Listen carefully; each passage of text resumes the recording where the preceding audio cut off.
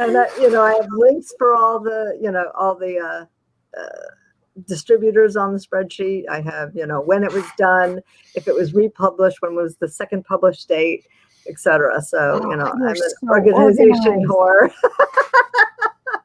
Yeah, I've never been that organized. Yeah. That's beautiful. That is beautiful organization. That's the business analyst in me. That's the day job. Seriously though, when we're indie authors, we are not just wearing one hat. You do have to be the author. You do have to be the project manager. You have to be the business analyst. You've got to be the accountant. You're wearing so many hats. The marketing, team. I gotta fire my marketing team, man. They suck. But where are you going to replace them? That's the thing. You still need a marketing. Yeah. How are you going to find somebody in that price range? Yeah, nobody's working for peanuts, unfortunately.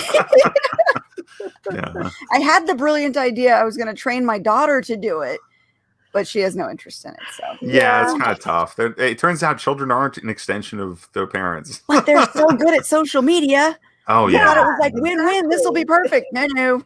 They got their own social media to do. My 7-year-old has more TikTok followers than I do. Oh, well, I don't have TikTok, so. Yeah, I don't either. So I haven't tried that yet. Yeah. I did try Twitch. I tried Twitch a little while ago. Oh, I got 4 or 5 followers immediately, which is kind of interesting. And not all of them were people, and some of them were people I didn't know, but I couldn't keep it up. It was tough. Yeah, my son does Twitch, but he does it for the gaming. Yeah, so, I was writing on Twitch. I was trying to write on Twitch. Like I would share my screen and write. Yeah. But that distracted me too much. I wasn't getting anything done. I would just talk to the people who showed up. Interesting. Is it like the ASMR thing where you're just typing and the sound of the clacking keys? I mean, that's kind of what I was hoping it would be. And then sometimes I'd stop and say something. But no, I just got distracted because people were commenting a lot. And I was like, I just need to talk to people. Because I'm also a nerd for talking to people. Yes. So all right. Well, speaking of talking to people, welcome everyone to another episode of Spilling Ink. We are the talk show that takes you behind the book to meet the authors and professionals in the publishing industry. And today we have got Tim visiting us again. Welcome back, Tim. Oh, thanks for having me. Always a pleasure to have you. Back. Yeah. And Jane, how are we doing this week? I'm good. Burnt again. And that's sunburn, not yeah not other burnt. There's a bunch of meanings to burnt. You can yes. We're not using. We're going to be using just the one of them. Well, if Rebecca's in the chat, I'm sure she will come up with the innuendo to go along with that. Exactly. But speaking of sponsors, let's pay homage to our first sponsor of the evening before we jump in and get started. Hello, everybody. I am Joe Compton, and welcome to our channel, Go Indie Now. This is the place that celebrates indie artists and indie art, and we do so by producing several shows that either air on daily, weekly, monthly, or seasonal scheduling. And within those shows, we aim to educate and entertain you. If you're an indie artist who's trying to figure out how to do this, this is the place you need to be. If you're an indie artist who's looking to promote and doesn't have any avenues and is tired of the grind, this is the place to be. Because remember, it's always time to go indie now.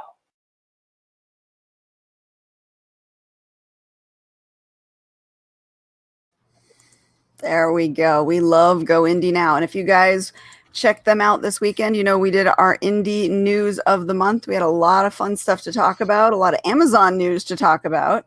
So I definitely think you should go over there after our show's done and catch up on what's going on in the indie world. All right. And speaking of that, look, Rebekah is in the chat. Always in the chat. We love Rebekah. And of course, Regine too. Hello, Regine. Hello, Anita. Glad to see you guys in the chat. As always, we love our followers, especially those who are here every single week with us. Thank you guys so much for always just kind of being here and hanging out with us. And making such fun comments. It's great. Yes.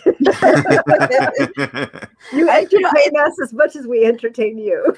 This is my favorite hour of the week. I love this because we get to, hang out with our friends, our people, get to talk about the thing that we're passionate about, which, is writing, making books. Making money. Do we Well, make money? yeah, I wish. I would love to, but I don't know that I'm making any money. That's the goal. I Yes. suppose, The yeah. goal. You know? More of a platonic idea of making money Yes. Yes. for me, anyway. I knew there Yeah. was something missing in that equation. Making money. Actually having money would be nice. I have not made money yet. I'm still in the red. I haven't made the black yet. Oh wow, really? Oh, I'm Yeah. sorry. I didn't mean to. Yeah. That's all no right. good. That is no good. Well, Katie knows why. I spend money on covers like. Oh like a yeah, candy. I think I've It's a good I've been in the chat obsession to before, and have. yeah, that makes. Yeah. I couldn't spend money on covers because I didn't have any, so I learned to make covers. That's basically all I do. when I that's half my book making work now, practically. Well, when I retire, I won't have the money for covers. Yeah. I'm hoarding them like a chipmunk hoards You're future-proofing yourself. Yes, Oh, exactly. okay, that makes sense. Preparing for the lean years. Yes, exactly. And I have enough to get me through the lean years. Nice. Yes. Yes, and I've seen Yes. your stockpile. You have some very, very beautiful covers that are waiting for a story to go with them. Yes. I have the stories. I just don't have. You just The haven't written time. them yet. Yes. Yeah, right. I don't have the time to get them all down Yep. yet. And you know, yes, Anita is making covers now. I've got her on my list now for clients who are looking for covers when I need to send them to other places. So yes, definitely Yes. check out Anita's. Her covers are gorgeous. The ones that she Ooh. does for her own books. So I'm Yeah. sure she's going to have some fabulous ones for clients, and she's Mhm. definitely on the recommendations list. mhm. Mm. So, you know. So Tim, what do you have coming out lately? Oh, well, not much lately. I've released only one book this year, I think. Yeah. Okay. It's called Well Country. It's my third Demon Hunter book. So it's high fantasy, and it features a lot of immortals and monsters and things like that.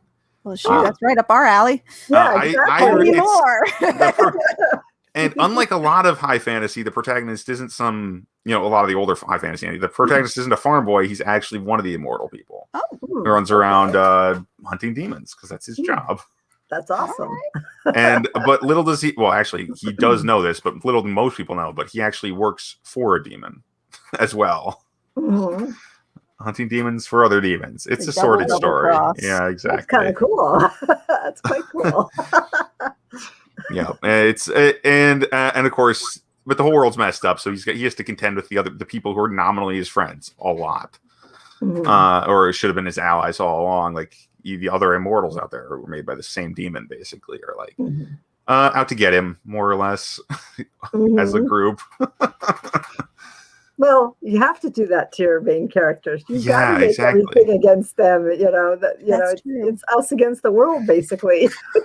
Right, and it would help if he was less dedicated to basically not doing what other people want him to do. If he was less contentious most of the time, he would probably get along better. But he is.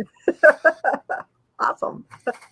Working for demons, hunting demons. I thought about that. I actually did think about Capitalism. that recently because I came up with the story idea before I understood anything about economics or politics, and now I tend to agree with that. Yes, actually, I do. I like that. Secret subliminal messages hidden in fantasy.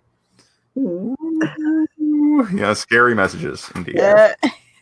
So, all right. Speaking of, putting things out, you said you put one book out. Where did you put it out at? Did you just go straight through Amazon, or are you going through other channels? I released the ebook exclusively through Amazon because the first two in the series are in Kindle Unlimited. But I put the print book out through all the channels using Draft to Digital. So just Okay. like the previous ones in the series. Because I recently discovered that, because honestly, I thought when I started, I was so ignorant that I thought I couldn't put the print books out anywhere else either. But that Amazon exclusivity is only for the ebook. Yep. And so I'm like, oh, I should put all these print books out. And thus I've spent a good chunk of the end of last year putting out the print books for all my other books, basically everywhere. Nice. Are you noticing like a specific outlet is your best for retail sales when it comes I to actually the print book? I I still don't understand the drafted digital metrics well enough to look up that stuff. But I have been selling pretty well overall for me anyway. I mean, it's just like without doing any ads or anything, it seems pretty nice. It's just a nice that little chunk of extra money that I barely have, occasionally. It's always nice when that check comes in, right? Yes. Yes. I haven't used drafted digital print. How does that? It's a little weird. I actually like the Amazon print better. So I make there's really two versions of each print book out there. Mm-hmm. But I like because they give you more options on Amazon print, right? And I only make the front cover for my books. So it's very similar. I only make the front cover when I design a cover because it's so much easier than trying to figure out the spine width. Right. Because, especially because I often make these before the book is written. So then I don't have, so I'm like, I don't want to have to go back and figure out how big the spine is and shrink and fool around with all that crap. I did that for a few books. And I'm like, I'm not doing that anymore. So I like them both. I like both of them, but I understand the options better on Kindle. Maybe just because I've used it more. Okay. Kindle KDB print. Yeah. Mm-hmm. Yeah, I go directly through Amazon. I go directly through Barnes and Noble with the print. So. Oh yeah. Since Barnes and Noble rolled that out, I'm like, oh, okay. I would really like. I'm really hoping that somebody rolls out a hardcover print that's free, print on demand that's free sometime soon. Because I have a feeling people are talking about it. There's some beta. There's some beta on Amazon. Right, I'm looking forward to. Yeah, but it's not free. I can't afford to chuck out like what is it, $100 or $50 to just get a book out in hardcover. It should only be. I think the 49. Is 49 is what covers it. But if you go during NaNoWriMo, Amazon, there's usually on Ingram Spark. Okay, because Amazon doesn't charge for that.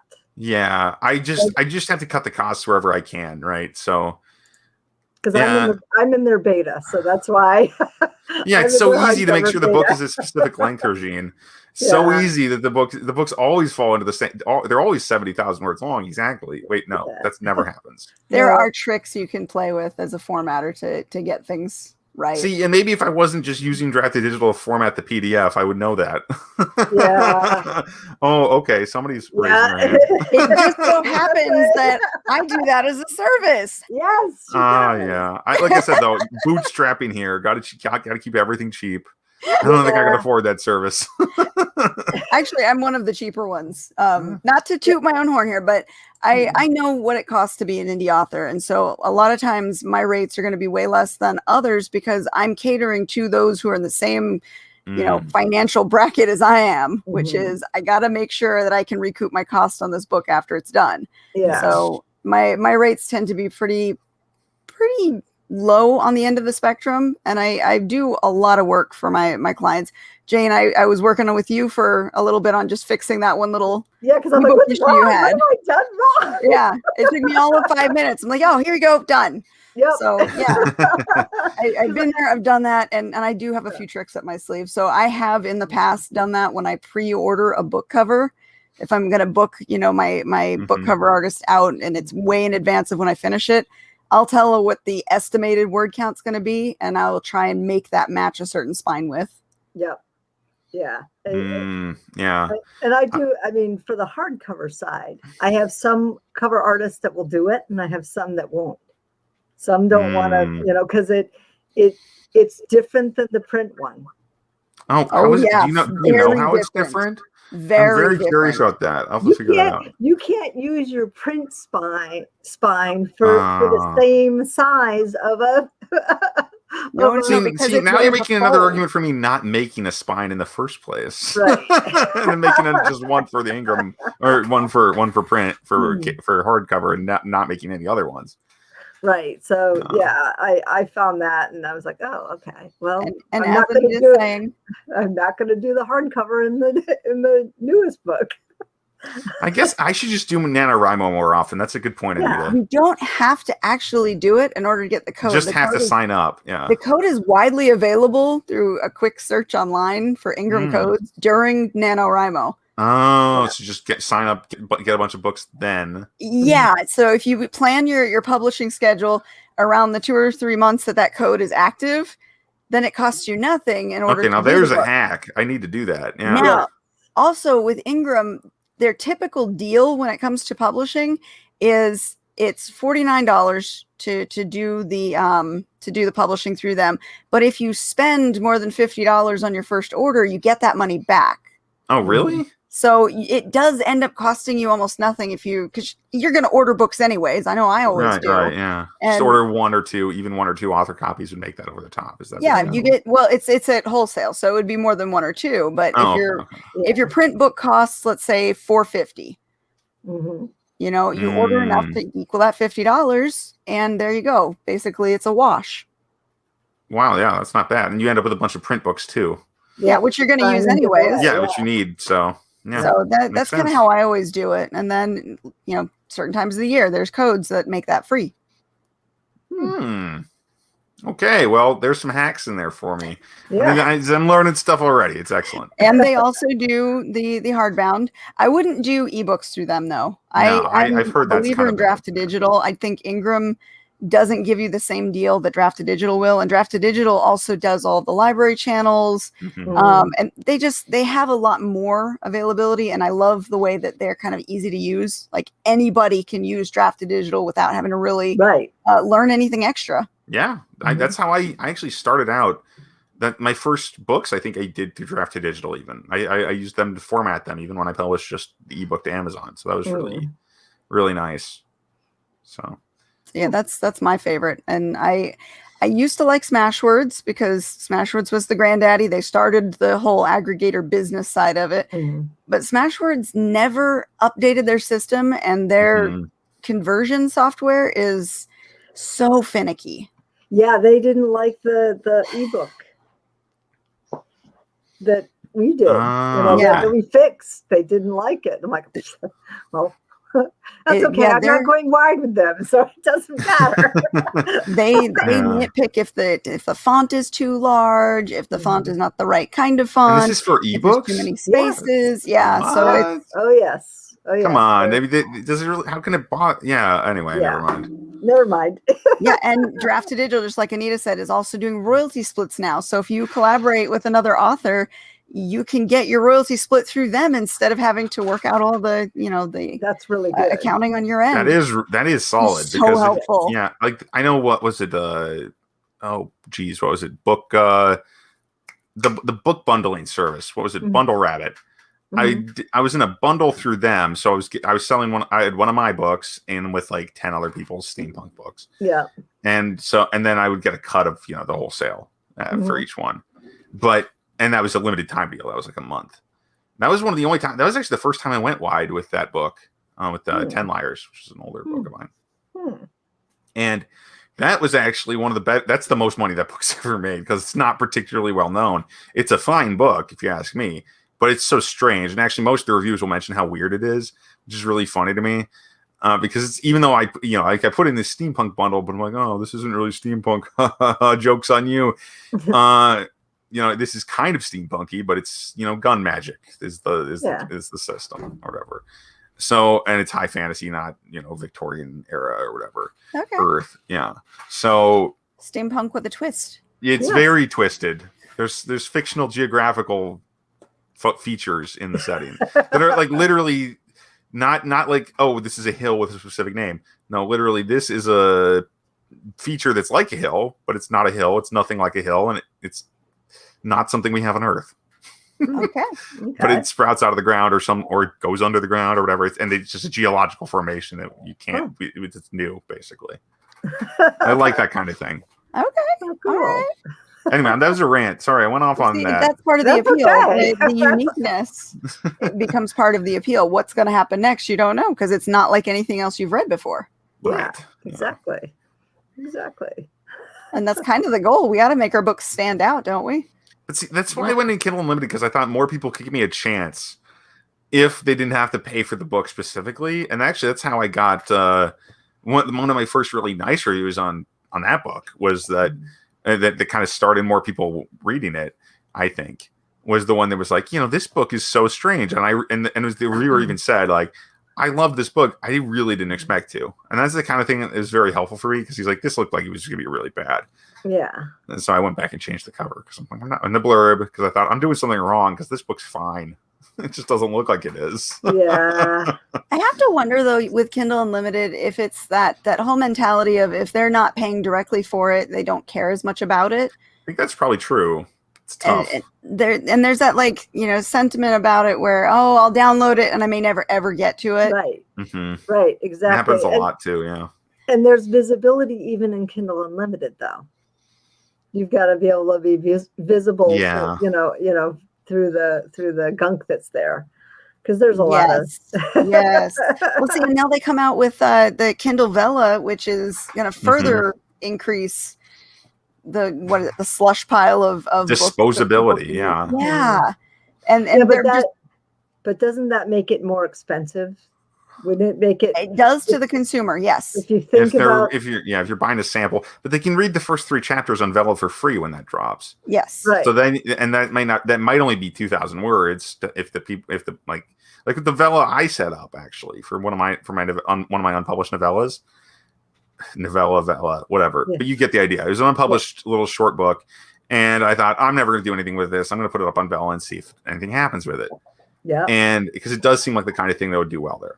Yeah. But the thing about that is that if the first chapter is only 600 words, which is the minimum, it's like 600, 800, and then but then I think chapter 2 and 3 are each over 2,000. So now suddenly I'm giving away basically a whole short story for free, and if people don't like it, they never see me again.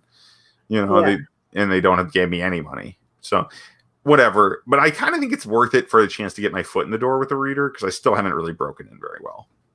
The only problem is it's separate. It's not part That's of the Kindle system. So if your book is in Vella, it's not in the ebook Kindle market. Unlimited. See, that's why I picked this one, because it's not a book I would necessarily publish as an ebook. And I wonder about, the readers who look at Vella and they're like, oh, I guess they don't have any other books. They don't. No, that's a good point. That could be a real problem. Mhm. It's going to be a challenge. So I don't understand why Amazon doesn't allow the author to have both sides of it, because you're really just alienating readers by And making you make them more choose money one or the too. other. They'd make more money because they'd get a cut of both. Come on. Mhm. Yeah. I don't know either. Yeah, I don't know why either, and that's why I would never do.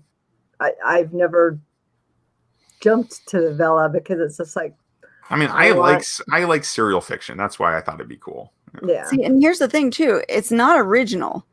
Mhm. There is Radish, there's Wattpad, there's other services that have been doing serialized fiction that don't require any Royal exclusivity. Road, yeah. So you could have put your stuff in ebooks with Kindle and go to Draft to Digital and do wide, and then serialize it to another one of these platforms. Right. And then you've got both sides of the spectrum.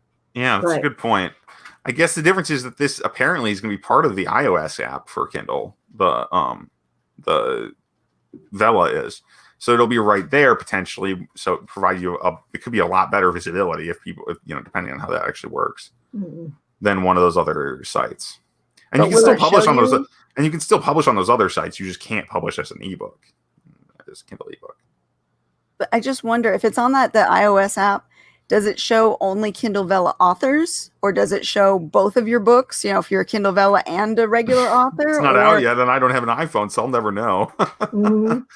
See, I wonder like how they think this through in their board meetings, when they're deciding, hey, let's put this product out. Like, are they actually thinking it all the way through and connecting all the dots, or are they just No, they're just trying to find a different avenue. but they're copying from others. Right. Yeah. Right. Oh, they're doing this, it's doing well. Let's put it out there. But I don't want to have it, I don't want to have it in both places, because one will pirate from the other. So that's, from a business meeting conversation, that's probably what they're thinking. Yeah. Well, I think they're also, honestly, I think the other reason they're doing something like Vella is that those sites might not be that popular in the United States. They're not that big of a deal. Mhm. But in like China and East Asia, they're a huge deal. I mean, I know, what is it? I heard about, obviously not the same sites we have here, but they're, different sites serializing different kinds of fiction. Mhm. Very popular, especially with younger readers. Right. Oh yeah, absolutely. We were approached by Radish not too long ago for one of our co-written series, and we gave it serious consideration because it was new to us. But apparently, it's popular in other countries. Right. It's something that is working in other countries. And back to the Go Indie Now thing last night, we talked about 2 companies in South Korea that are basically becoming the big competition against Amazon, because they are. It was Naver who has, I believe, Webtoons, Mhm. and they bought out Wattpad, and then Cacao bought out. I want to say it was Radish and Tapas. Oh, okay. So they all of are these, trying to compete. Yeah, exactly. So they've got some major competition in the locations where this was actually built from the ground up, pretty much. That's fascinating. I though honestly, the fact that Amazon. I mean, Amazon could use the competition, I guess is all I'm trying to say. Yes. And, and the fact is that I'm not going to read. I mean, I have a really hard time reading a whole ebook on my phone, but I could read a serial chapter on my phone pretty easily. Right. And then it would feel more complete, you know. I would get annoyed getting to the end of a chapter and going, I have to pay for the next one. Just give me the damn book. Yeah, I mean, guess with me, it's like I usually like I've been reading samples for a while now, and I just never buy the book because I'm very hard to please. Mhm. When it comes to that kind of thing. I've read a ton of Amazon samples lately. And I'm like, yeah, well, that's good enough. Mhm. I'm a quitter. That's what I'm trying to say. I'm a quitter. But if you had the option of buy the next chapter for X amount of tokens, or get the maybe book I'd be worth a at shot. push button, yeah, but you one of know? them is like 10 times as much money is the difference. Yeah, but when they show you the tokens, I think that the consumer goes, "Oh, it's only a couple tokens, which cost me what, 15 cents." They're like, yeah, it's versus like the 12 cents a $5.99 token. book. Yeah. Okay, I'll buy the next chapter. Okay, I'll buy the next chapter. Okay, I'm going to buy the book now. It is And then kind of Amazon's scammy, got maybe even. Yeah, all it's like of the money from both That's sides, true. and the author gets paid for it too. Everybody happy. Mhm. You know, that's a good point. I mean, Amazon, they're going to do what they're going to do. And if it works for other people, I imagine they can make it work. It just depends if their competition is stiff enough. Yeah. Time will tell. We'll have to see. But I'm Yeah. kind of distrustful of the Vela system right now because I don't think it's as fair to authors as it should be. Mm. Yeah, I mean, I don't like the fact that they don't let you put it up as an ebook as well. That Mhm. and No. is it exclusive to Vela No, it can be on all the other sites too. as an ebook? No, Or- as a serial. You can publish it on all the serial sites, but you can't publish it as an ebook anywhere. See, the rule. that's where Wait, why can't you publish it as an ebook I anywhere don't other than know. Kindle? I don't know. Oh no, you can actually publish it, but not for free as an ebook, I believe. So that's one of the reasons I was looking at sites where like Patreon, but there's a lot of nonsense involved here, but I'm pretty sure if you have it behind a paywall or for a subscription, you'd be able to people could get it for a reasonable price, but they'd have to pay you directly, which is actually what you probably want, right? Because you make more money that way as an author. Yeah. Or I would. That's what I'm thinking. So I recently set up, what is it? Buy Me a Coffee as a place, because that's very similar to Patreon, but I like their interface better. And it's also got the feature where you can have add-ons that people will just pay for ad hoc. Mhm. So, but you can give people discounts on those if they have a subscription and stuff like that. And that looks really interesting to me, honestly. But again, that's a direct sale thing. So it seems like it's a tough sell probably for most people to get the ebook through there. Yes, Yeah. we know Amazon cannot care about the customer, the producer creator, of the content. Yeah. As long as they're making money, doesn't matter. Right. But I think there are ways that they could make money that would benefit both sides. Right. Because the poor struggling authors who are trying as hard as we can to get traction and visibility, we're the ones who aren't reaping any of the benefits. Yeah, that's true. I mean, even the people who do well in Kindle Unlimited, like guys like Terry Mixon, who's basically all his books are on Kindle Unlimited, and he makes 65% of his revenue through there, or something like that. It's just not. It's not a long-term strategy in some sense, because if they change anything, he might have to go wide because could totally mess with him. Right, and going back and forth, because I've done this a couple times with 61 books, is a pain in the ass. That certainly sounds like it. Holy crap! And when I go wide, I don't go through D to D. I go to iTunes directly. I go to Barnes and Noble directly. I go to Kobo directly. I go to Google Play directly. So that's a lot of work. Oh my goodness. Yeah, 61 times 6 to save that 10%, right? Yeah, that'd be 366 titles individually. Yes, it's a lot, and then you have to go and change. Well, actually, now I don't, because I have everything at Story Origin short links. So thankfully, I only have to change one link and put all the links into that, and wherever it is, it shows up. So that's a good thing, as opposed. But then I have to go change all my Twitter updates to make sure it's to not just directly to Amazon. Oh yeah, it was just like, oh crap, make sure I don't ever do this again. Just gotta make this is the last time I ever switch. Yeah, that's what I said to my husband and my in-laws. I said to them, I said, if I ever decide not to go back into Kindle and live it all the way, for everything, hit me in the head. Yeah. Because it's time to stop thinking. and when you first do this, you usually take a hit.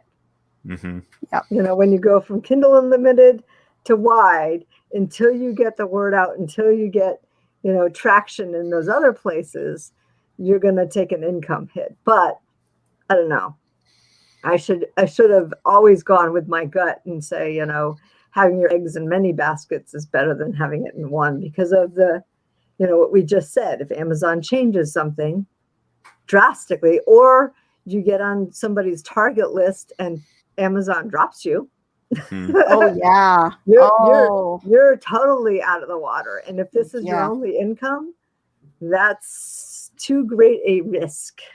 Yeah, diversify. Really, that's the name of the game. Yes, it's like diversify your portfolio, diversify where your books are. Yeah. Yes, just like investing. I like this. Go Indie Now says, life of a full-time author, marketer, publisher, publicist, crazy human being, glutton for punishment. Yep, that's pretty much the job description. I'm not sure what a gluten for punishment is, though, Joe. I've never had gluten for a punishment. See, I wasn't going to call him out on that. I'm sorry. I was an English major. I have to be pedantic. It's my nature. Sorry about that. I ignored it. I'm a communications major and English minor, so I wasn't going to say it, but Yes. I threw myself on that hand grenade. All right. Okay. This is the hill you want to die on. I guess I do. Oh, and we forgot chicken with their head cut off. Yes. Mm. Yeah. It is an interesting life trying to be an indie author. And I'm not a part-time or full-time. Yeah, I was going to say, I'm not a full-time. I'm just a part-time author doing all this crazy shit. How do you have time for that? Holy crap. And you're like, I'm going to switch these 366. I'm going to create 366 new books from these 61 books. It took a couple evenings. And then there's also and that's multiple formats too, right? Because you got print books too. So that's way more than 366. Well, print I have everywhere. So okay, that's already out. Okay, that makes sense because it's already wide. Printed, it was the ebooks that, and it's just like, and some places go so slow. Mm-hmm. And you see the thing going, I'm like, I still have 50 books to do. I can't have this circle continue. You just got to schedule yourself a book a day. There you go. Yeah. One book a day. We'll get this one done. Tomorrow we'll deal with the next one. In a month, you'll have them all. And at times, I had three different things open at the same time doing things, and I had to remember where the hell I was. That's always lovely. There we go. A gluten for punishment from Anita, an author who learned to make sourdough bread. There we go. Yes, that makes sense. That's a good one. And sourdough's delicious. So, yes, it is. It is really good. I would love to actually learn how to make that. But it's weird. It's weird. You got to grow like a culture of it. I was going to say, I get creeped out by the whole jar of slime thing. Yeah. Yeah, kind of like was it kombucha that they make out? Like my brother was making kombucha at one point, and it's just the most horrifying thing to keep in your refrigerator. I love that Rebekah bakes and cooks and all of that. I hate the kitchen. You can come live with me. Have you ever loaded the wrong manuscript while moving them over? I don't think so. I haven't. I actually have not. That's perfect target accuracy. I can't boast that much. I've definitely made that mistake, and I don't have that many books out. I've done it, and then I realized it later and was like, "Oh God, how many people ordered it? Oh, thank God, no one ordered it. Good." Yeah. I've never put the wrong manuscript, but I put an old manuscript. Oh, yeah, that's what I done as well. Actually. Oh, come on. I'm already fat. It's not a big deal. You can't see below here. We're all glutens for punishment. Yes. Yeah, somebody has his camera pointed so he can't see below his neck. Smart man. I'll just have to do more exercise. Yeah, I claim the 20 with a COVID 20. I've got to lose that. Yeah. No, I had it before COVID, so I can't make it. Actually, I've lost 10 pounds since COVID started. Me too. Congratulations. Wow. Thank you. Well, alrighty then. Yeah. Now. Yesterday I worked out a little too hard. My entire arm last night just throbbed. Like, I hate working out. Ooh. Yeah, well, I could see why Honey Sam would bring bees into the yard. They're looking for you took their honey and now Yes. they want it back. Oh, that's a horror story. Oh, I It like sounds that. like it, doesn't it? Yes. Yes. Mhm. It's funny because Dolor is actually a word. I don't know about these other two. Dolor is Spanish, though, right? Yeah. That's Supposed to be Aches and Latin, pains. right? it's Latin. I thought it. Oh, those are all Latin. That makes sense. Yes, those Yeah. are Latin. Yeah, I don't know any Latin. But now Yeah. I do. I guess Dolor is probably the same. It probably means something similar. Spanish being a romance language as well. Mhm. But yeah, that's a lot of work trying to move that many manuscripts individually. So what is the purpose of going individual versus using the aggregator? Is it the extra 10% the aggregator takes? Is it worth the savings? To me, Okay. and in some cases, some of the recently Kobo opened up some of their promos to Draft to Digital, but some of the other places have certain promos that you can only get into if you're direct. That does like- make sense. It's Yeah. like So it's not- Amazon it's- ads. You know, I It's haven't. not just dragon mode where you're just being a badass. No, I have purpose. Okay. I never thought you didn't have purpose. I just wondered what the perks were, because that's usually a reason for doing that, going through all that hell. and Barnes and Noble upped it to up their payout to 70 on Oh, everything. nice. So even your 99 cents at Barnes and Noble are 70% versus You hear Amazon, that, which is Amazon? 35 Step up. versus 35%. Yeah, I think Barnes and Noble is trying to get back in the game with some of the things they're doing. So You know what? Well, that's what happens with reorganization, you know. right. We got to do And- something now. They're gonna be changing. you know, changing and trying to survive. Ooh. Yes, I was sore. I was very, very sore. I would like to see Barnes and Noble not go the way of the dinosaur like all of the Yes. others have. So if they are reinventing the system and the Nook and giving all of people that. incentives, you want more power to them. Right. So I'm like, okay, if they go under, it's just, something to take my books, take that off. iTunes, just open that up. So you don't have to have a Apple computer to do it. So it's thank okay. God. Yeah, that's that's- interesting stuff. Because Yeah. that's one of the reasons I steered clear there. Yep. Jeez, Apple computers. Yeah. Anyway, I know. I'm just I'm too much of a nerd for that. and people would tell me, "Oh, you can get it. You just have to switch your OS and all of that." I'm like, "Yeah, no, Yeah, no, Not that's not happening. happening. I don't need I need a different computer to publish a need book. I need technology. I don't want to do that." I mean, I had a Nook. I liked my Nook Yeah. back in the day. I mean, I just got used to using my phone and my Kindle more. Yeah, I tend to use tablets more anyways, so I just download the Yeah. appropriate e-reader for what it was. Yeah. And now that Kindle or Amazon has finally established that EPUB is the dominant ebook format, Yeah. yay. Now I Yeah. don't have to worry about having separate type Yeah. of e-readers for my tablet. Right. Isn't Well, that weird? Sorry, go on. the only thing that you have that I've done is I have my Amazon copy in Word with all my Amazon links, and then I have my everybody else copy with no links. So I don't do a Word. That's the other crazy thing that I know some people do. They do their Word documents or their EPUBs Yeah. per upload place. And I'm like, no, I can only do 2.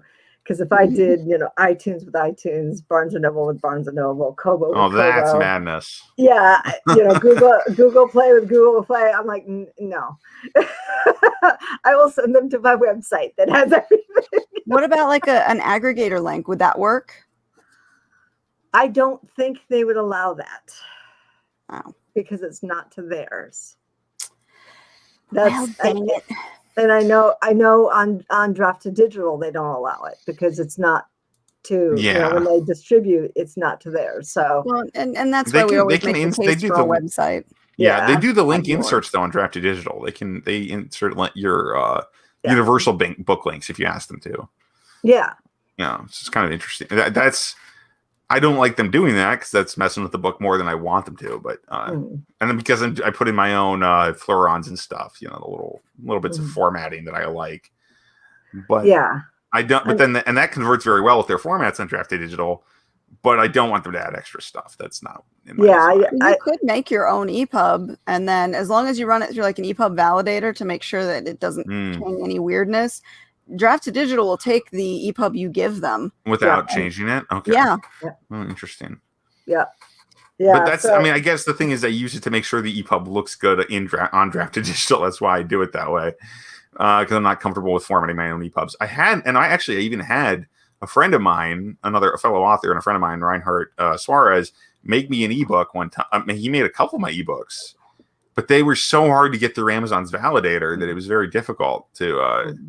So I ended up using Draft to Digital eventually because they kept messing with the text and that everything seemed to be off a little bit, and it was tough. Yeah. I mean, I've used Calibri a couple. I hadn't been using that for a very long time because I like Draft to Digitals. Once I do that, but I'm like, maybe we'll do this other. See, I like Calibri's their EPUB editor. I love using that. I will go through and I will do the format and I'll do the basic convert to EPUB and then go into the EPUB editor and I can make all the tweaks I want from there. Oh, really? Okay. And then I download the Kindle Previewer because that's free and that reads EPUBs. And I'll throw that up on one screen and I'll put the file on there and I'll compare from what I'm seeing in the ebook editor to what it's showing up on their screen. Yeah, Calibre. Yeah, you're right. That's right, Rebekah. Calibre. That is, it's actually really good. Yeah. Calibre with the E at the end. Yeah, no, Calibre. Yeah, or however you say it. But I think Sigil is the one I think is more for advanced, and I would steer clear of that if you're trying to format an ebook easily. Looks more intimidating, but I believe it's got the same functionality. It's similar, but what the thing about that is that's the program that Reinhardt and I could never get to work effectively to transfer. Like it's more freeform or something. It definitely didn't allow, and by which I mean it's not like it wouldn't always. We would break. You could break the file more easily in Sigil. That's why I think it might be worth steering clear of that, at least for starters. Then go into Calibre and just edit the EPUB and you've got a beautiful screen. You've got the side panel that shows you what it looks like. You've got the main window. It shows you all the code. And then you've got the side with the tree outline of all the things that are attached to. I mean, that is very similar to Sigil. Yeah. I've not used the Calibre version of it, but I like Sigil. I just could not make a book for the life of me that looked right on Amazon.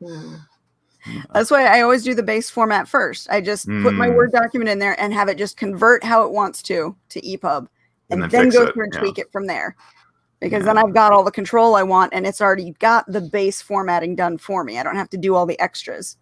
Right. And now they've got Scrivener 3 for Windows. And I wonder if that's going to be helpful at all either for getting an initial version of draft. Because I've used Scrivener pretty much since I started publishing. And it's not really very helpful for formatting. It gets things in the right order, but that's about it. And yeah, I used Calibre for a bunch, but yeah, I don't know. All these programs are, however you get your book out, that's the important part. Just get it done. Yeah. No, I didn't think Sigil was hard either. It just I didn't get it to work. Katie mentioned last year the Affinity publisher. I got that, and I've been.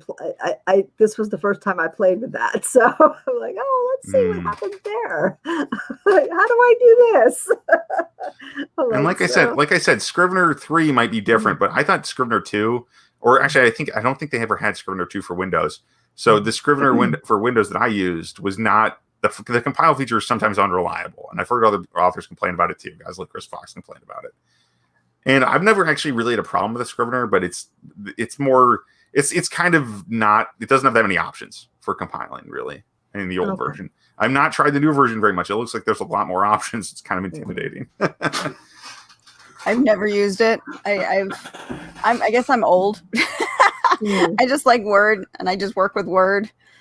Well, I've never needed like the fancy storyboarding or anything. I think that like overcomplicates it for me. I'm just like, I will write it and then I will lay it out and then format it later. Yeah, the thing I like about Scrivener is it's a flat fee. I don't have to keep paying for it like Word 365. That's the main reason I like that better. Well, I've been using Word since because I've been in the business world, so I know how to do a lot of fancy things with Word. So, and to me, it's easy. Whereas some of these other new stuff. It's frighteningly complex, and my brain I'm getting old. What is Papyrus offer? Oh, yeah. Papyrus is this new dealie. Yeah. It's similar to Scrivener, I think. Yeah. Oh, okay. But it does formatting like Vellum. Okay. Yeah, and Vellum's another one of those Apple-only products that I wanted to see what it does because everyone talks about it being so easy, but I don't have an Apple, and I'm not going to buy one either. Right. Papyrus is kind of like Vellum, but for Windows. Okay, I'll have to check that out. Yeah, I'll have to look at that because that might be kind of cool. Yeah, I've never tried it. I just I pay much attention to this kind of thing. Yeah, Vellum again. That's another one. People are like, oh, you don't need to have the Apple. You can just do this with your OS. And I'm like, I'm not messing with my operating system. No, thank you. Just hack your computer and make it different. Pretty much. Not so hard for it. It's like incognito. Well, and speaking of like things that you have to keep paying for membership wise, I'm sick and tired of Adobe with the paid membership. So I actually started looking at dang it, it just escaped. Is it GIMP? Brain fart. No, not you're not GIMP. looking at Photoshop replacement here. It's a whole other publishing outlet or platform. Affinity. Okay. Affinity has Affinity Photo, which is just like a Photoshop clone. There's Affinity Publisher, which is just like InDesign. And then there's another one that's just like Adobe Illustrator. I might have to try that because I'm so sick of Photoshop, honestly. I've gotten pretty good at it, but if there's a direct clone, it's $50 for each of the three that they offer, and that's it. And you don't have to buy all three. You can buy whatever you need. Right, photo editing, $50, and it's done. Regine, that's awesome. I might do the photo thing then, because I have the Affinity Publisher based on what you told me. I thought, I don't have Photoshop because when my husband and I were, Rebekah knows Affinity. Yep. Seriously, go back to 2005 and yell at the Adobe Cloud. That's going to be a headline. I mean, seriously. I'm so sick of subscription services for stuff that I have to use for work. Yeah. I bought a program. I expect it to work. That's it. And yes, I sound really old, like I'm, yelling at kids, get off my lawn. But, damn it, I have to make money too from the work that I produce. Right. And if I have to keep paying out money in order to use a program that is making me pennies on the dollar, it's not worth it. Right. And I'm trying to keep my costs low because, like I said, again, I'm an indie author. I know what the costs are for others. I'm not trying to go out and steal the money from other indie authors who are struggling just like me. Right. Yeah. Yeah, I mean, and some of these are not cheap either. They're not like it's not a cheap subscription that's just going to add up over time. It's not like you ask for $1 a month or something. Nope, much more than that. It's pretty bad when you're like looking at your teenager going, "You've got a school email address. I can save 50% if I use your school email address and get a student account." That's the thing that they force you to do when they have these subscription programs. That you have to find a way to make it affordable. And it's Well, annoying. temporary solution, but yeah. I use In that spreadsheets. case. I use spreadsheets. So I have the Office 365 because I use spreadsheets. For I'm still everything. using Word 2013. Mhm. Yeah, I use was it LibreOffice for all my spreadsheets and stuff, and Yeah. that's free at least, but it's a little jankier than Microsoft Office. Yeah. So I mean, I use it at work, so I got it at home, and you know. Yeah. I have mean, you know, if you OneDrive, have it, it's so- good. Yeah. If you can afford it, it works well. But Yeah, and OneDrive is nice to have as a backup. So I have to do my hard backup sometime soon because I Oh, haven't done Anita that in a beat while. me. Yep. She's still using Yep. 2007. That's what I had originally. That's what I have all the packages for. Is that? nice. But you know what?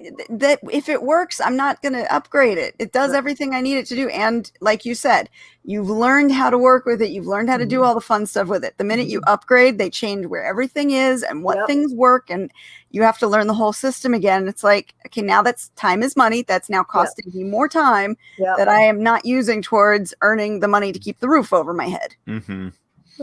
Yeah.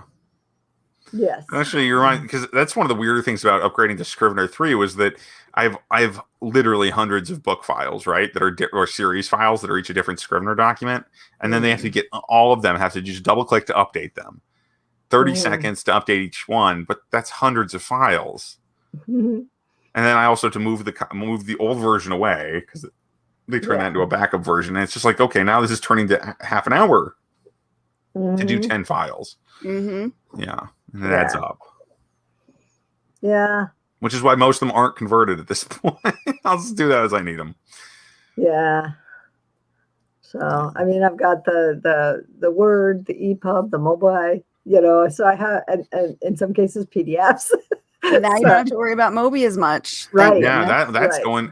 It's fascinating to me that they lost the format war, even though they won the hardware war. And here's the thing: Mobi was a poorer quality format. Yeah, it was not as good. It didn't allow for as much, functionality. It didn't allow you to float things like text boxes or images or anything like that. Whereas EPUB's basically using HTML. If you can code a web page, you can code an ebook and make it look pretty.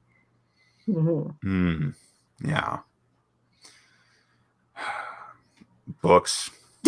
Why all the trouble for books? Because that's what we do. Oh, at least we're not screenwriters. Yeah. At least we're not screenwriters. Yeah. I also have Final Draft, so yes, I do that.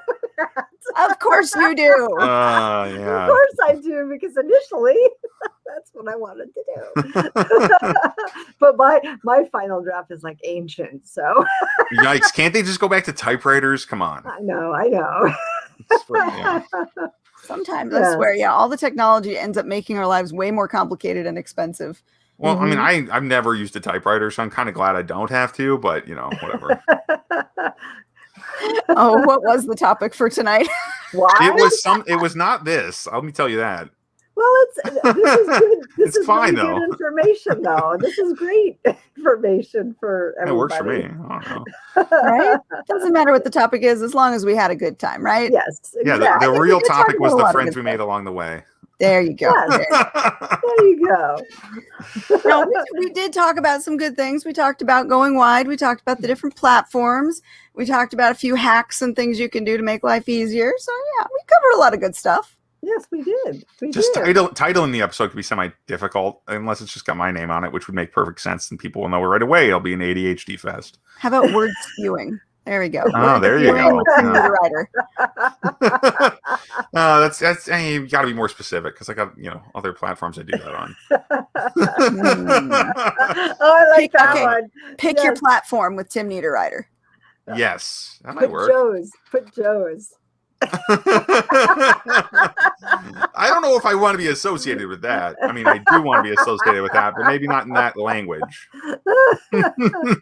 Our sponsor has spoken. Yes, our sponsor has spoken. Yeah, I guess there's no avoiding it now. The boss tells you just got to listen, Yes. Unless, of course, Adobe wants to kick in. Yes. Not after they heard I'm going to try and use my daughter's school email address. I know. They probably shouldn't have put that out there in case they ever come after you. No. See, the beauty is I don't have it, so I can't complain for it. But that's the thought that runs through your head, though. Mm-hmm. It's, I can't afford all of these extra costs in order to do the things I need to do. What's the workaround? Right. And that's what gets people a lot of times to do the shady things that they do, is when they're being overburdened by all the extra cost. It used to be, yes, Photoshop was an expensive program, but once you bought it, it was done. You were good. Right. I had Photoshop well before it became the stupid creative whatever. And it still runs. And as long as it still runs, I can still use it because I bought that way, way back in the day. Yes. And the minute it goes to obsolete and what doesn't work anymore, well, at least I now have Affinity, which I have also bought and paid for, that I can use. Yeah. That, the when it goes out of style with the operating systems you have, that's the issue. Yeah. It's a sad day when you can no longer. I don't know. I'm just like even the old video games I have. Like, you can't play those. You've got to get them from Steam again. It's not good. Right. Not that I have a disc drive anyway, so I guess they got me there. I know. I have an external drive. Yeah, me too. It's like but the tower doesn't even have a disc drive in it. That's weird. Does that feel weird to anyone else? Whatever. All right, never update your computers. Here's another hack for you. Stop the automatic Windows update. Go into your network settings and put it on metered connection. Are you serious? Are you serious? Would you actually do that though? I have, because I got sick and tired of it, like wanting to update and shutting down while I'll walk to the kitchen to go grab a soda or something, come back, and Windows is shutting down my computer for an update. It's like, are you kidding me? I was in the middle of something. Right. Yep. Nowadays, like Windows 10 at least doesn't seem to do that as much. At least it'll ask you if you want to shut down, but it won't make you do it. It'll do it now. It'll warn you, and then it will decide to do it. If you're away from your computer for too long after it warns you that it's wanting to do it. Maybe that's my problem, is I'm just never away from my computer. Yeah. It's another problem, a totally different problem to have. Anyway. Wow, the comment section is popping tonight. I know. What do you know? Yeah. Yeah, because they need to continually figure out ways to earn money. So it's like, okay, we have to make this obsolete. And they work with, like the operating system people to say, okay, or the operating system needs to upgrade. And there's a whole bunch of stuff that doesn't work on the new system. Yeah, it's There you go. Happened to Anita. Okay, fair enough. Yep. And here I thought that video game consoles were a racket, but it's everything basically. It's everything is going to this system where you eventually are going to have to upgrade because they planned it to be obsolete. Right, and even in corporate America, this happens. Okay, we're going to have an upgrade. Well, we have to test everything. And everything under the sun is huge to test. Right. One thing doesn't work, you can't go with the new one. Yeah, there's huge medical device companies. I know tons of people who work for these medical device companies just to make sure hospitals don't suddenly stop working. Right. Exactly. And it's kind of absurd. At a certain point. Oh, yes. Yes, it is. I'm going to title this episode Angry Authors Yell at something. Author rage. Authors shake fist at clouds. There we go. Authors shake fist at clouds. I haven't killed anybody in my stories in the last few days. So you gotta go in there. Yeah.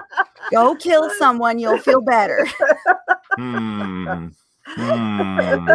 a story.